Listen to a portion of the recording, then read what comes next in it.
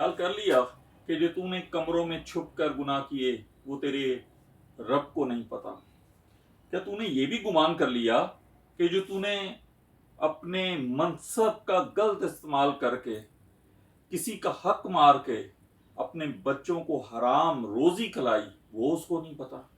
क्या तूने ये गुमान कर लिया कि जो तू माँ बाप के साथ बदतमीजी करता है क्या वो भी तेरे रब को नहीं पता?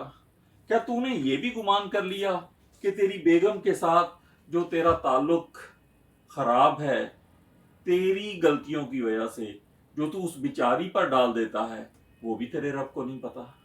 क्या तूने ये भी गुमान कर लिया कि तेरी हिरस का भी तेरे रब को नहीं पता?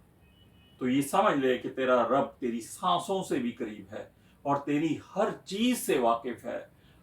पलटा अपने रब की तरफ और अपने गुनाहों की माफी मांग ले और अपनी गलतियों को दूसरों पर डालकर उन पर प्रेशर डालने से तेरे गुनाह बख्श नहीं दिए जाएंगे। तेरे गुनाह सिर्फ उसी वक्त बख्शे जाएंगे जब तू अपने रब से इस्तगफार करेगा, माफी मांगेगा, उसकी तरफ लौट आए।